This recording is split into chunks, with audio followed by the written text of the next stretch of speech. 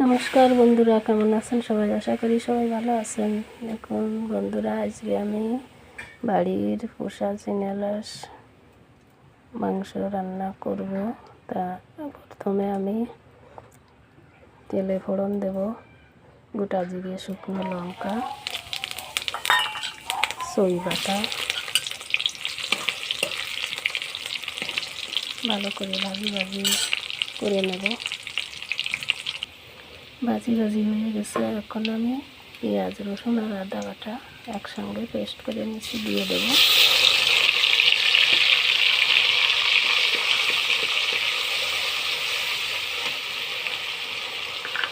সামান্য একটু লবণ হলুদ দেব, লবণ,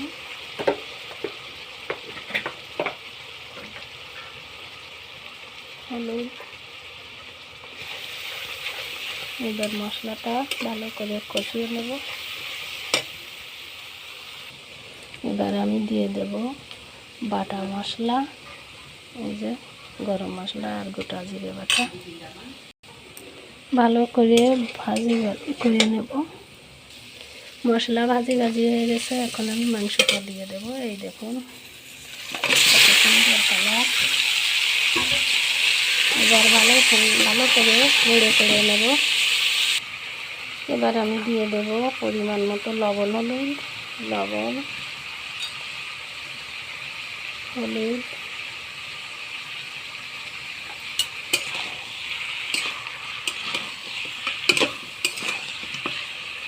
আর রসুন আর আলু আমি আগের থেকে ভেজে রেখেছি, এই যে। এবার আমি ঢাকা দিয়ে দেব। দেখুন আমার মাংসটা কষা হয়ে যাচ্ছে। এখন আমি দিয়ে দেব লঙ্কা বাটা, এই যে।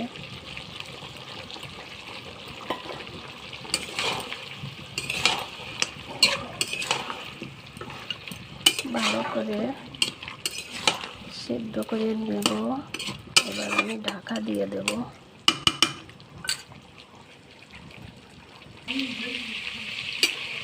মাংসটা আমার কষা হয়ে গেছে। এখন আমি ভেজে রাখা পেঁয়াজ, রসুন আর আলু দিয়ে দেব। দেখুন বন্ধুরা, আমার হাঁসের মাংসটা কষা হয়ে গেছে, ভাজি হয়ে গেছে। দেখুন কড়াইতে লেগে আসছে। এখন আমি জল দিয়ে দেব। কত সুন্দর কালার। আর এই জলটা আসছে গরম জল।